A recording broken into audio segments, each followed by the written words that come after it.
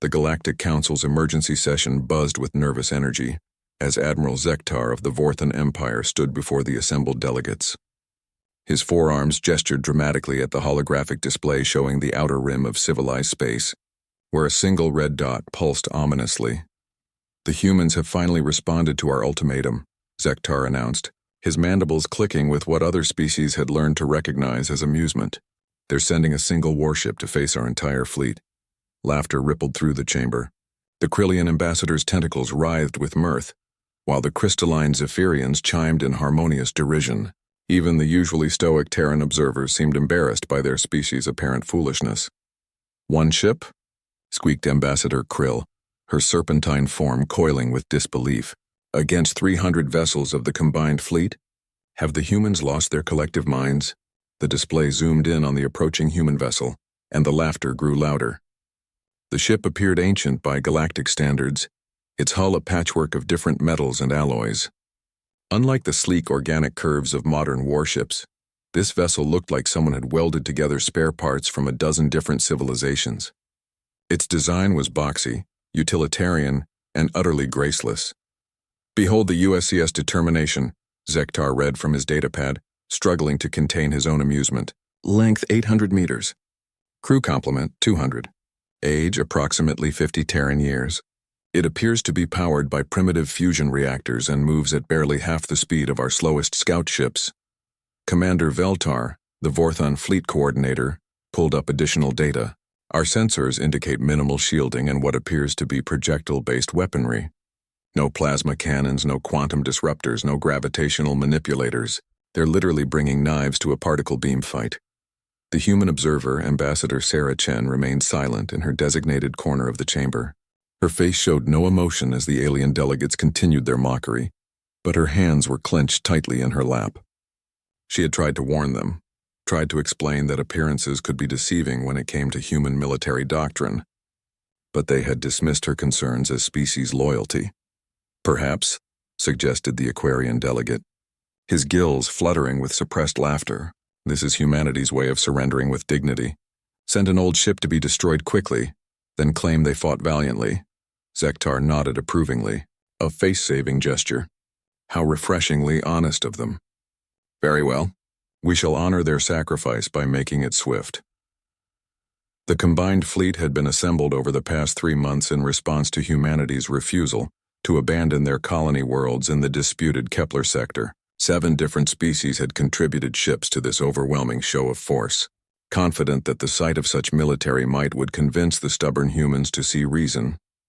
The Vorthons brought their signature dreadnoughts, each 1 kilometer long and bristling with energy weapons.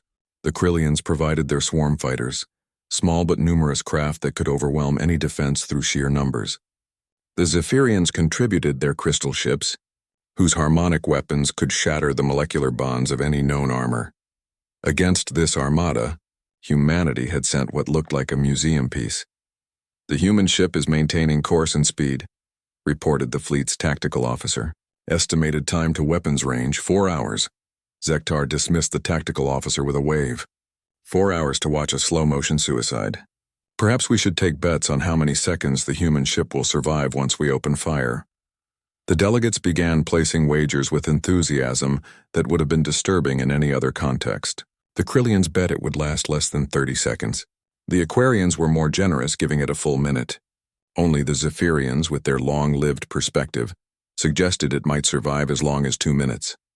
As the hours passed, long-range sensors continued to track the approaching human vessel. Its progress was maddeningly slow by galactic standards, but steady and unwavering. The ship made no attempt to communicate, issued no final demands or threats, and showed no signs of changing course despite being vastly outnumbered. "Stubborn to the end," muttered Commander Veltar as he reviewed the tactical displays.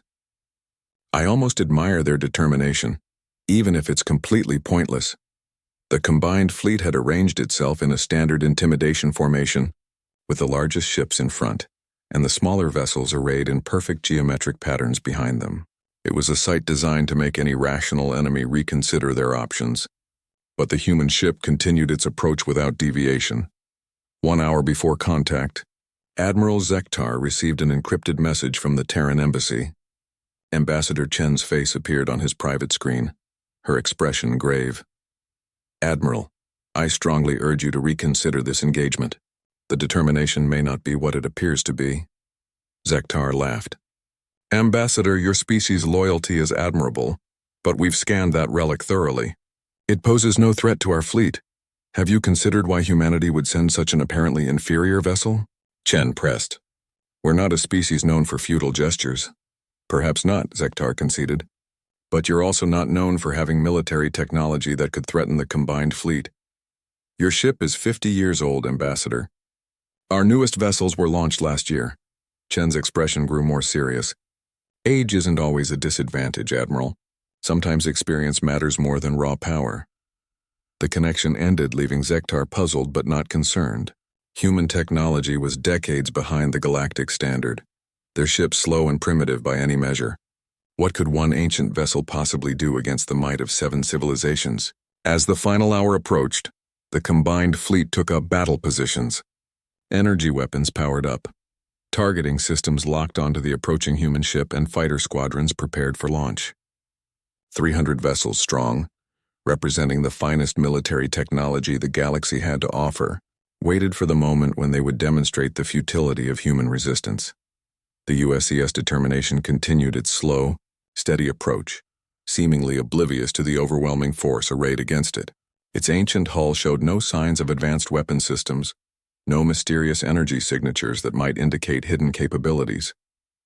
It looked exactly like what it appeared to be, an obsolete warship from a species that had stubbornly refused to acknowledge its technological inferiority. In 30 minutes, the galaxy would learn whether appearances could indeed be deceiving.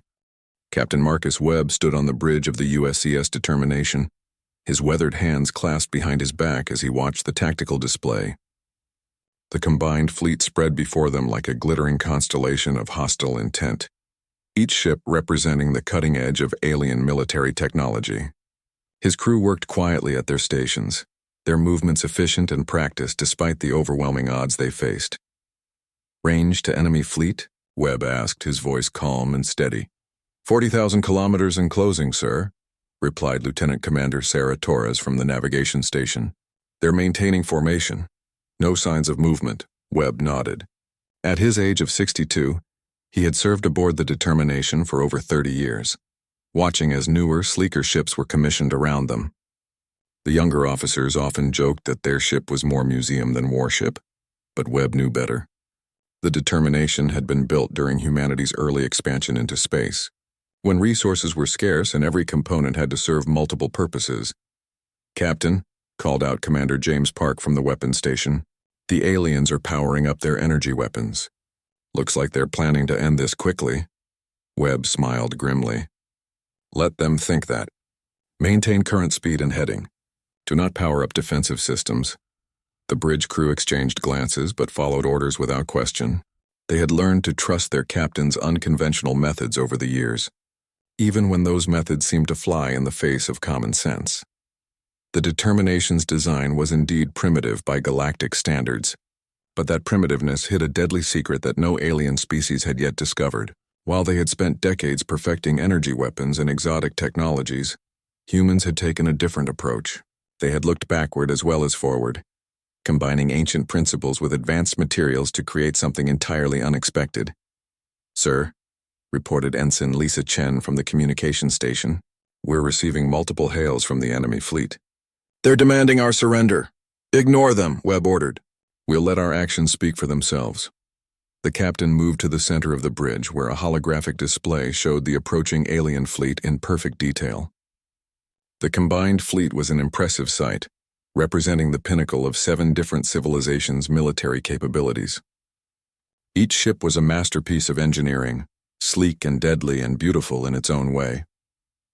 But Webb had spent his career studying alien technology, and he knew its weaknesses as well as its strengths. The energy weapons that made these ships so formidable also made them predictable. Their exotic shielding systems required enormous amounts of power to maintain. Their advanced sensors could detect almost anything in the electromagnetic spectrum. But they had blind spots that few species had ever thought to exploit. 20,000 kilometers, Torres announced. Webb walked over to the weapons station, where Commander Park was running final checks on systems that hadn't been used in anger for over a decade. The weapons themselves looked archaic compared to the sleek energy cannons favored by other species, but appearances could be deceiving. "Status on the main batteries?" Webb asked. Park grinned. "All 6 turrets operational, sir. We've got full magazines loaded with Mark 7 penetrators. The mass drivers are showing green across the board." The Mark 7 penetrators were the culmination of 50 years of human weapons development, though few outside the military knew of their existence. While other species had focused on energy weapons, humans had perfected the art of kinetic warfare. Each penetrator was a work of art in its own right, a meter-long dart of exotic matter wrapped in sensor-absorbing materials, designed to punch through any known shield technology. The mass drivers themselves were equally impressive, though they looked like nothing more than oversized railguns to casual observers. Hidden within the Determination's hull were 6 massive electromagnetic accelerators, each one capable of hurling a projectile at significant fractions of light speed. 15,000 kilometers, Torres called out. Webb returned to his position. "All hands prepare for combat. Seal the ship and bring all systems to full power." Throughout the vessel, blast doors slammed shut and emergency lighting activated. The Determination might look primitive from the outside, but its crew had drilled for this moment for years. Every system was designed for combat survivability. Every compartment could be sealed independently, and every crew member knew their job. The alien fleet had arranged itself in a textbook formation, designed to maximize their firepower while minimizing their vulnerabilities. The massive Vorthan dreadnoughts formed the center, their energy weapons capable of vaporizing smaller ships with a single shot. The Krillian swarm fighters buzzed around the edges like angry insects, ready to overwhelm any target that survived the initial barrage. The other species filled supporting roles, their specialized weapon systems designed to exploit specific weaknesses. It was an impressive display of coordinated firepower, and against any conventional opponent, it would have been devastating. But the Determination was not a conventional opponent. 10,000 kilometers, Torres announced. Webb could see the tension in his crew, but they held their positions with professional calm. Many of them had served together for years, and they trusted in their captain's judgment even when facing impossible odds. "Sir," reported Park, "enemy vessels are targeting us. I'm reading massive energy buildups across their entire fleet." Webb nodded. "Let them come. Time to weapons range?" 30 seconds, sir." The captain took a deep breath. Everything they had trained for, everything the Determination had been designed to do would be decided in the next few minutes. The alien fleet outnumbered them 300 to 1, but numbers weren't everything in space combat. "All batteries," Webb ordered, his voice carrying clearly through the bridge. "Prepare to engage." The weapons crews throughout the ship moved with practiced efficiency, making final adjustments to targeting systems that had been refined over decades of service. The mass drivers hummed with barely contained energy, ready to unleash a fury that the galaxy had never seen. 5,000 kilometers, Torres called out. Webb gripped the railing beside his command chair. "This is for Earth, for the colonies, and for every human who refuses to bow down to alien tyranny." The tactical display showed the alien fleet in perfect detail, their ships gleaming with deadly beauty, as they prepared to demonstrate the futility of human resistance. In moments they would learn that humanity's greatest strength had never been its technology, but its refusal to accept defeat even in the face of overwhelming odds. "All batteries report ready." "Sir," Park announced. Webb smiled coldly. "Fire." The first salvo from the USCS Determination shattered every assumption the combined fleet had made about human military capabilities.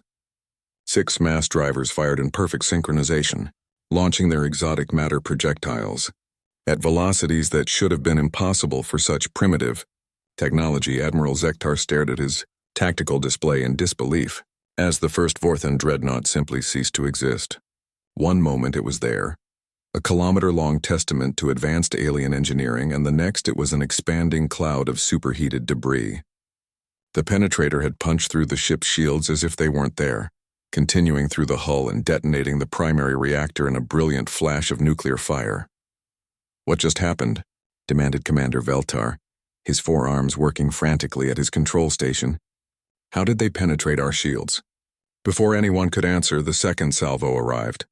3 more Vorthon ships died in explosions that lit up the darkness of space. Their hulls split open like overripe fruit. The remaining dreadnoughts began evasive maneuvers, but their massive size made them easy targets for the human weapon systems. "Impossible," whispered the Krillian fleet commander, her tentacles writhing in confusion. "Their projectiles are moving at .2 light speed. No kinetic weapon should be able to achieve those velocities." Zektar's mandibles clicked rapidly as he tried to process what he was seeing. The human ship had fired 6 shots and destroyed 4 of the combined fleet's most powerful vessels. The targeting accuracy was perfect. The projectile velocity was beyond anything in their databases, and somehow the ancient human ship was completely ignoring the return fire from his remaining forces. Energy beams lanced out from dozens of alien ships, converging on the Determination's position. Plasma cannons, quantum disruptors, and gravitational manipulators all focused their fury on the slow-moving human vessel. The combined firepower should have vaporized anything smaller than a moon. Instead, the beams seemed to bend around the human ship, deflected by some kind of field that their sensors couldn't detect. The few shots that did connect sparked harmlessly off hull, armor that appeared to absorb and dissipate the energy without effort.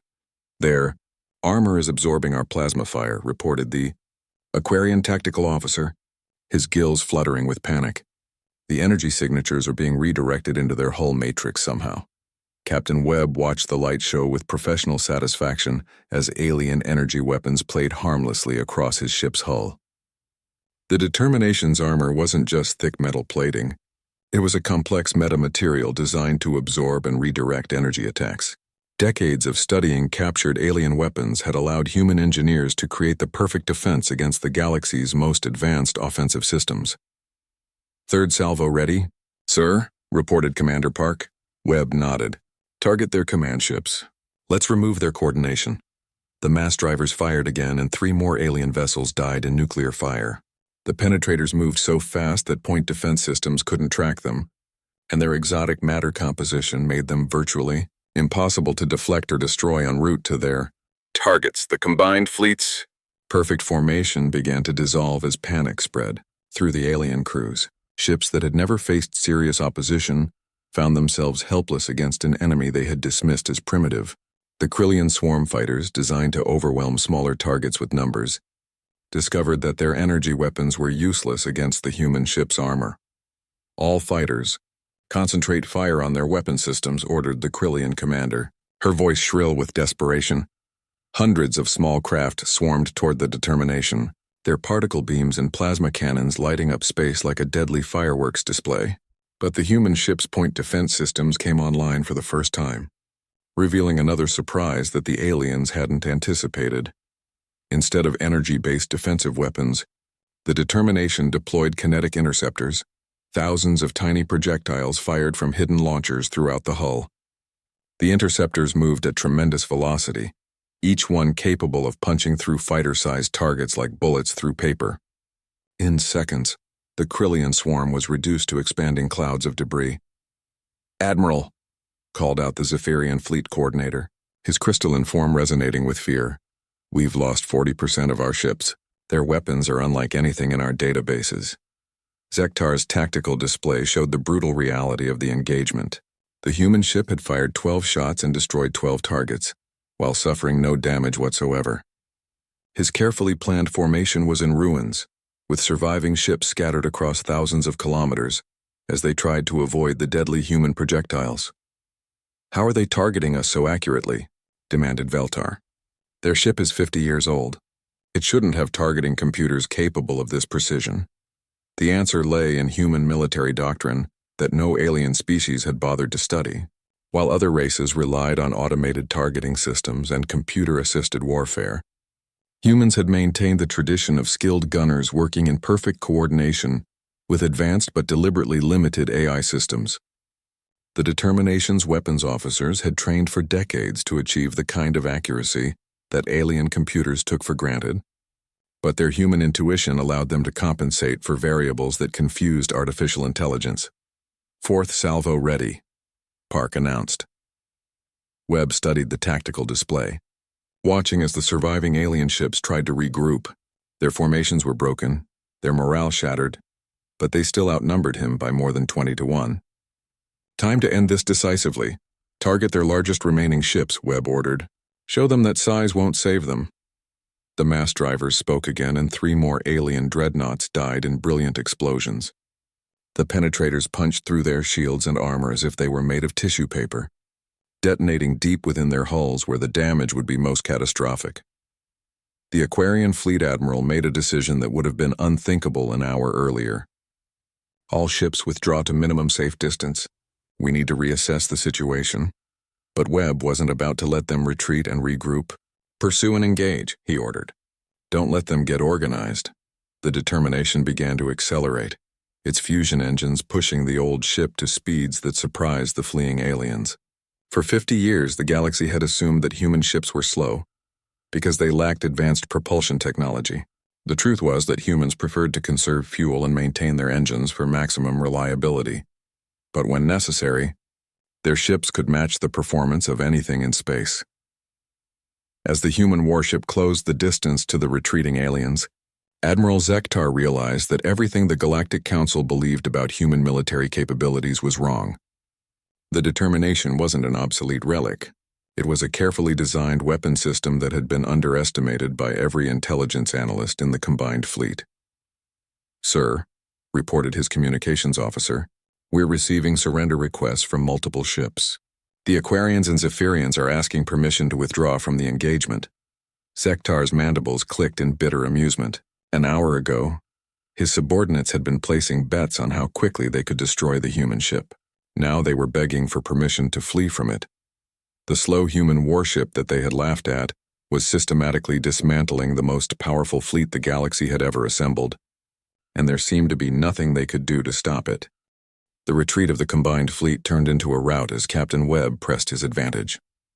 The USCS Determination moved through space like an unstoppable predator, picking off alien ships with methodical precision. Each salvo from the mass drivers claimed another victim, while the return fire from the panicking aliens continued to prove ineffective against the human ship's advanced armor. "Sir," reported Lieutenant Commander Torres from navigation, "the Aquarian contingent is attempting to jump to hyperspace." Webb's expression hardened. "Not on my watch. Target their jump drives." The mass drivers adjusted their aim with mechanical precision, sending penetrators into the vulnerable hyperspace generators of the fleeing Aquarian ships. The exotic matter projectiles didn't need to destroy the entire vessel. A single hit to the jump drive would strand them in normal space, where the determination could deal with them at leisure.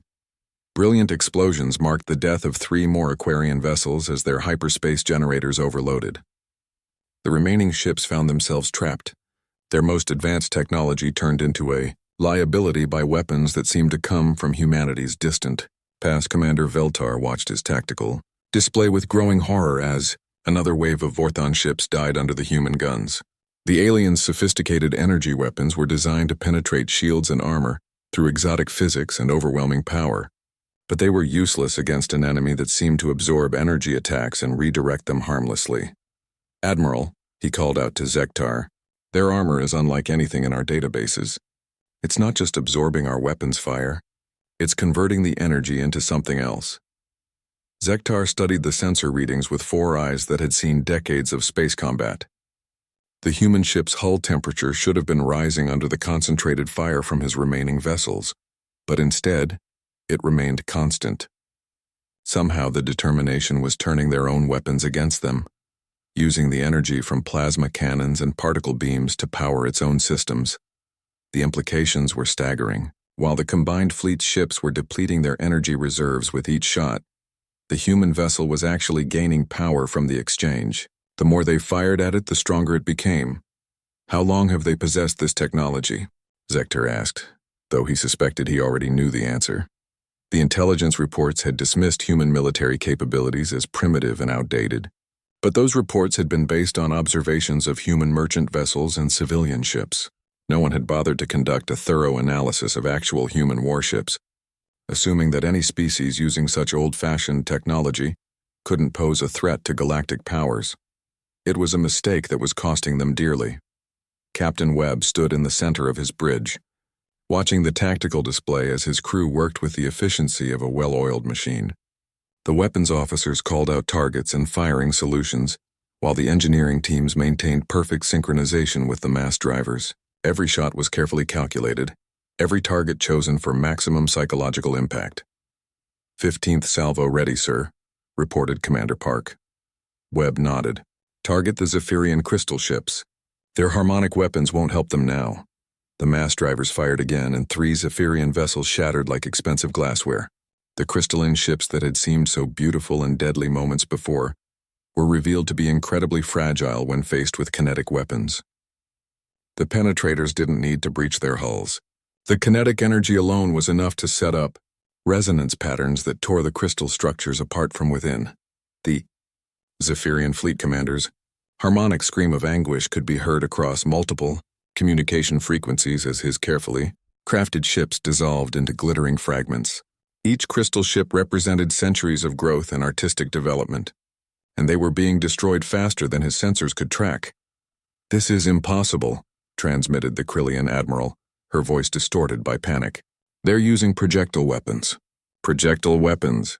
How can something so primitive be so effective? But the answer was simple, though it would take the alien survivors years to fully understand it. While they had spent decades perfecting exotic technologies and complex energy weapons, humans had taken a different approach. They had studied their enemies carefully, identified weaknesses in advanced alien systems, and designed weapons specifically to exploit those vulnerabilities. The mass drivers weren't just kinetic weapons. They were precision instruments capable of delivering devastating payloads at velocities that made interception nearly impossible. The exotic matter penetrators weren't just projectiles. They were carefully engineered to punch through any known shield technology and detonate with perfect timing. Most importantly, the entire determination had been designed around the concept of fighting enemies with superior numbers and technology. Every system was redundant. Every component was built to military specifications that civilian observers would never see. The ship that looked like a primitive relic was actually a masterpiece of defensive engineering. "Sir," called out Ensign Chen from communications, "we're receiving multiple surrender offers from the remaining alien ships. The Aquarians are willing to discuss terms." Webb considered the tactical situation. The combined fleet had started with over 300 ships.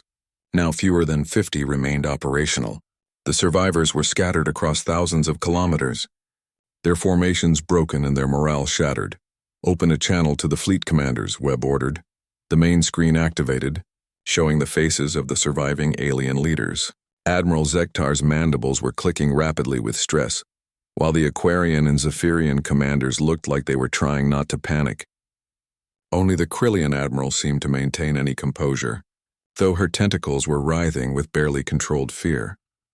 "This is Captain Marcus Webb of the United Systems Colonial Ship Determination," he announced, his voice carrying clearly across the communication channels.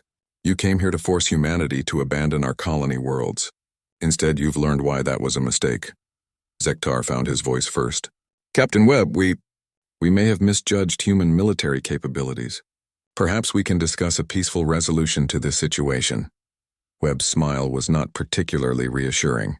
"You had your chance for peaceful resolution before you assembled this fleet. Now you'll have to accept the consequences of your actions." The weapons systems cycled again, preparing another salvo. The surviving alien ships began emergency maneuvers, but they had nowhere to run. The Determination had positioned itself to control the local space, and its superior acceleration made escape impossible. "However," Webb continued, his tone becoming slightly less threatening, "humanity is not without mercy. You may withdraw your ships and return to your home systems, but there will be conditions." The alien commanders waited anxiously for those conditions, knowing they had little choice but to accept whatever terms the human captain offered. The alternative was to continue fighting a battle they could not win against an enemy they had catastrophically underestimated. Captain Webb was about to reshape the balance of power in this region of the galaxy, and everyone listening knew it.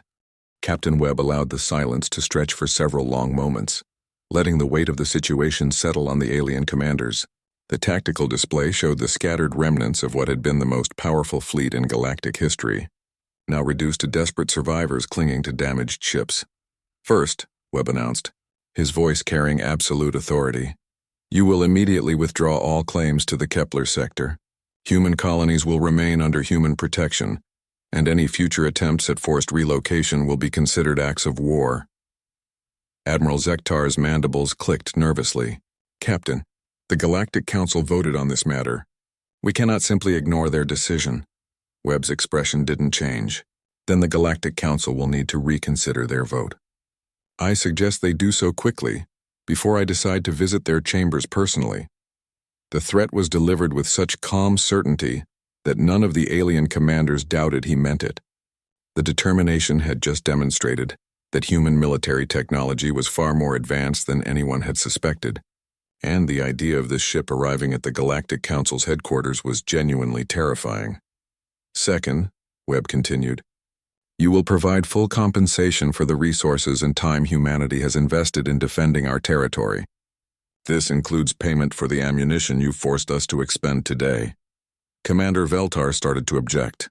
But Captain, our losses are the result of your own aggression. Webb cut him off. You came here to threaten human civilians. The fact that your threat was ineffective doesn't absolve you of responsibility for making it. The Krillian Admiral's tentacles writhed with frustration. You're dictating terms as if you've won some great victory, but you're still outnumbered. We could call for reinforcements. Webb smiled coldly. Admiral, you're welcome to try. But consider this. The Determination is 50 years old and was scheduled for decommissioning next year. She's not even our newest ship. The implications of that statement hit the alien commanders like a physical blow. If this ancient human vessel could destroy the combined fleet so easily, what could humanity's modern warships do? How many more ships like the Determination were hidden in human space, disguised as obsolete relics while carrying weapons that could devastate galactic fleets? That's impossible, whispered the Zephyrian commander, his crystalline form resonating with disbelief. Our intelligence reports indicated that human technology was decades behind galactic standards. Your intelligence reports, Webb replied, were based on observations of civilian vessels and merchant ships. Did it occur to anyone to actually examine our military hardware before threatening our colonies? The answer was obvious from the stunned expressions on the alien faces. The galactic powers had been so confident in their technological superiority that they hadn't bothered to conduct proper reconnaissance. They had dismissed humanity as a primitive species and planned their military action accordingly. It was a mistake that had cost them 3/4 of their fleet. Third, Webb continued his list of demands. You will share your sensor logs and tactical data from this engagement with the Galactic Council. I want every species in the galaxy to understand exactly what happened here today. Admiral Zektar understood the strategic implications immediately. The sensor logs would prove that humanity possessed weapons technology capable of defeating the combined fleet, fundamentally altering the balance of power in the galaxy. No species would be willing to threaten human territory again, knowing the cost of such aggression. And finally, Webb said, his voice taking on a more ominous tone, you will carry a message back to your governments. Humanity is not the weak, primitive species you believed us to be. We have been observing your civilizations for decades, studying your technologies and analyzing your military capabilities. We know your strengths, and more importantly, we know your weaknesses. The alien commanders exchanged nervous glances. The idea that humans had been conducting intelligence operations throughout galactic space was deeply unsettling, especially given how thoroughly they had misunderstood human capabilities. This demonstration, Webb gestured at the wreckage floating around them, was conducted with 50-year-old technology and a skeleton crew. If you force us to deploy our modern fleet, the results will be considerably more decisive. Commander Park stepped forward. Sir, we're detecting hyperspace signatures. Looks like someone called for backup after all. Webb nodded, having expected this development. How many ships? Approximately 100 vessels, sir. Mixed fleet composition, including some designs I don't recognize. The alien commanders began to look hopeful, thinking that reinforcements might change the tactical situation. But Webb's calm expression didn't change, and his crew continued their duties with professional efficiency. Broadcast on all frequencies, Webb ordered. This is Captain Webb of the USCS Determination. Approaching vessels are advised that they are entering an active combat zone. Any ship that powers weapons or attempts to interfere with our operations will be considered hostile and engaged accordingly. The hyperspace signatures resolved into actual ships as the reinforcement fleet dropped into normal space.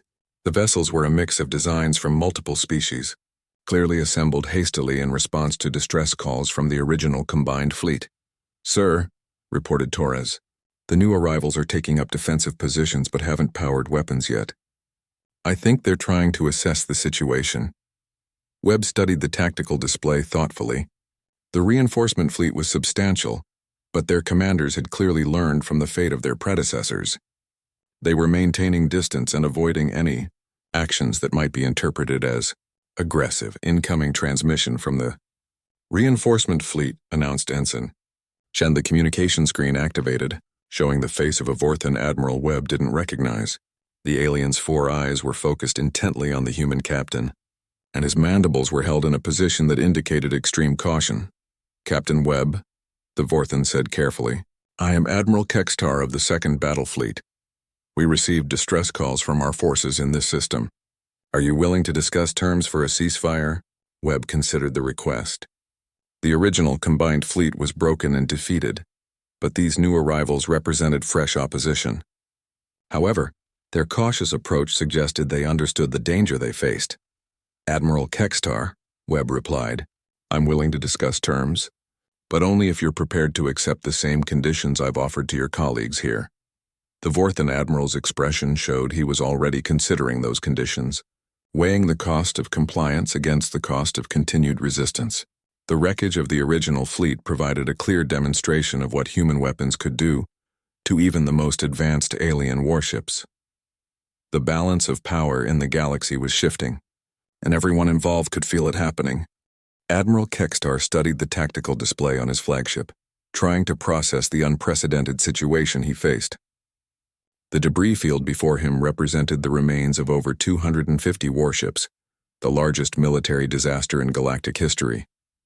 A single human vessel, appearing no more threatening than a cargo hauler, had accomplished what should have been impossible. "Sir," reported his tactical officer, "we're analyzing the wreckage patterns. The destruction is consistent with kinetic weapons operating at extreme velocities. Some of these impacts show penetration depths that shouldn't be possible with conventional projectiles." Kextar's mandibles clicked thoughtfully. Kinetic weapons were considered obsolete by most galactic militaries, abandoned in favor of energy-based systems that could be powered by shipboard reactors. The idea that such primitive technology could be so devastatingly effective challenged everything he thought he knew about space warfare. "What's the status of the surviving ships from the original fleet?" he asked. 47 vessels remain operational, sir, but most have suffered significant damage. Admiral Zektar's flagship lost main power and is running on emergency systems. The Krillian swarm is completely destroyed, and the Zephyrian crystal ships are nothing but floating debris. The scope of the defeat was staggering. The combined fleet had represented the military might of 7 different civilizations, assembled specifically to demonstrate galactic supremacy over humanity. Instead, it had become proof of human military superiority. Captain Webb watched the reinforcement fleet maintain their cautious distance while their commanders tried to decide on a course of action. The determination's sensors were tracking every ship, analyzing their formations and weapon configurations. Most of the newcomers were using standard galactic technology, which meant they would be just as vulnerable to human weapons as their predecessors. "Sir," reported Commander Park, "the mass drivers are ready for another engagement if necessary. We still have 80% of our ammunition remaining." Webb nodded. The human military had learned long ago that sustained combat required careful resource management. While alien fleets relied on energy weapons that drew from shipboard reactors, kinetic weapons needed physical ammunition. The determination carried enough penetrators to engage several fleets the size of the one they had just decimated. "Captain Webb," Admiral Kextar's voice came through the communication system, "I've reviewed the conditions you offered to the original fleet. My government has authorized me to negotiate on behalf of all species involved." The admission that multiple governments were now willing to negotiate rather than fight was significant. Word of the determination's victory was apparently spreading through galactic communication networks faster than the reinforcement fleets could respond. "I'm listening, Admiral," Webb replied. Kextar took a breath before continuing. "We accept your terms regarding the Kepler sector. Human colonies will remain under human authority, and the Galactic Council will need to revise their previous decision. That's a good start, Webb acknowledged. What about compensation for our defensive costs? The Vorthan admiral's expression showed reluctance, but he had little choice. We're prepared to discuss reasonable compensation. Perhaps we could arrange trade agreements that would be mutually beneficial.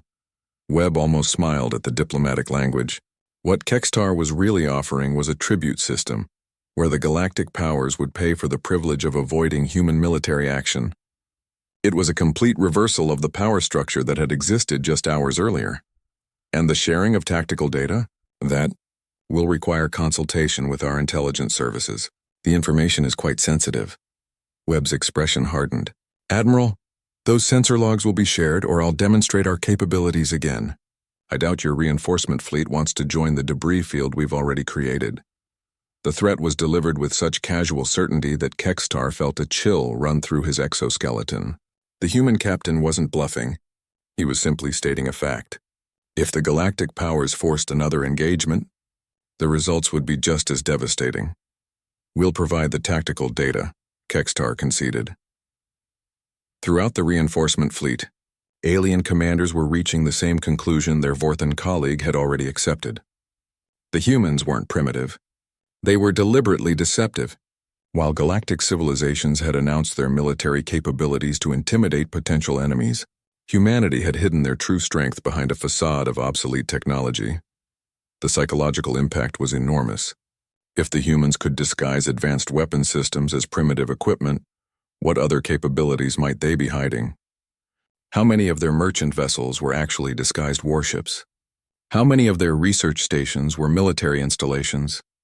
Captain, reported Ensign Chen, we're receiving priority transmissions from Earth Command. Admiral Harrison wants a full battle report. Webb nodded. Tell the Admiral that the demonstration was successful. The galactic powers are now willing to negotiate from a position of mutual respect. The phrase mutual respect was diplomatic code for, they're scared of us now, but it would look better in the official reports.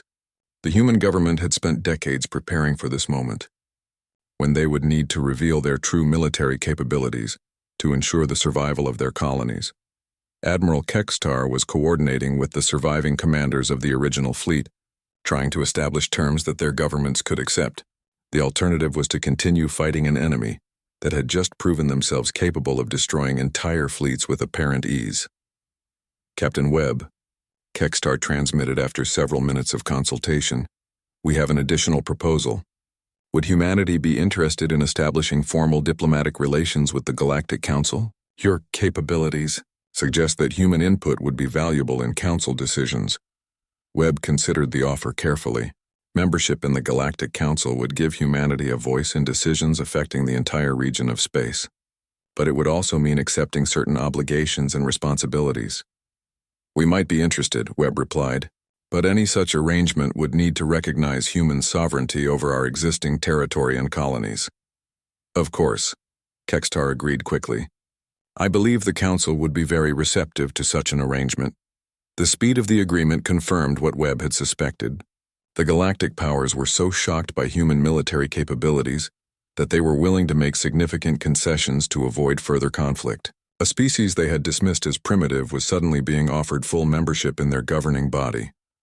There is one more thing, Webb added, his tone becoming more serious.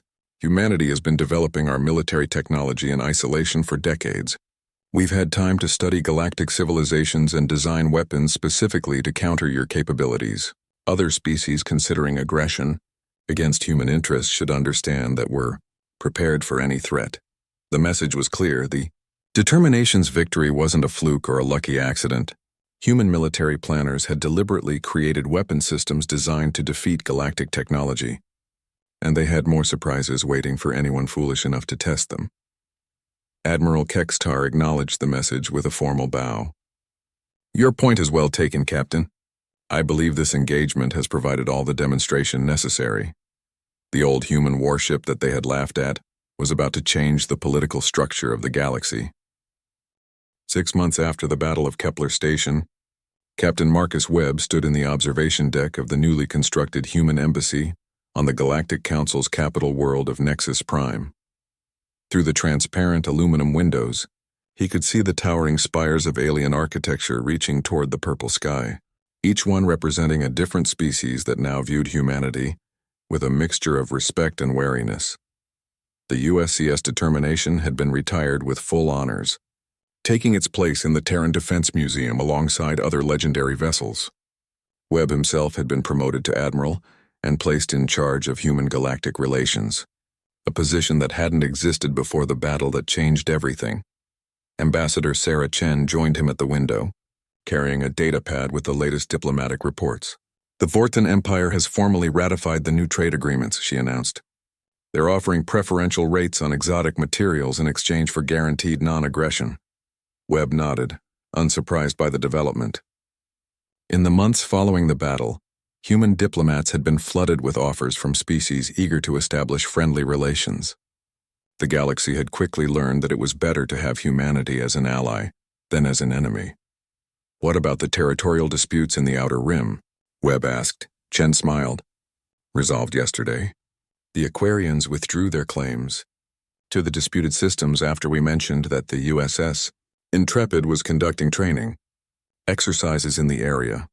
The mere mention of another human warship had been enough to end a conflict that had been brewing for years. The Intrepid was actually a science vessel conducting legitimate research, but the aliens didn't need to know that. The psychological impact of the Determination's victory had made every human ship seem potentially threatening. Through the embassy's communication system, they could hear the ongoing session of the Galactic Council. Today's debate concerned mining rights in the Centauri sector, and humanity's voice carried weight that would have been unimaginable just months earlier. The human representative makes an excellent point, Admiral Kextar was saying. Perhaps we should consider a more collaborative approach to resource extraction. Webb almost smiled at the Vorthen's diplomatic language. What Kextar really meant was that humanity's opinion mattered because no one wanted to risk angering a species capable of destroying entire fleets with obsolete warships. The transformation in galactic politics had been swift and dramatic. The Galactic Council, once dominated by a few powerful species, now operated as a more cooperative body where smaller civilizations felt empowered to voice their concerns. The knowledge that humanity would intervene against bullying behavior had created a new balance of power. Admiral, Chen said, consulting her datapad, we've received a request from the Zephyrian Consortium. They want to purchase defensive technology for their rimward colonies. Webb considered the request. The Zephyrians had lost more ships at Kepler Station than any other species except the Vorthans, and their crystal vessels had proven particularly vulnerable to kinetic weapons.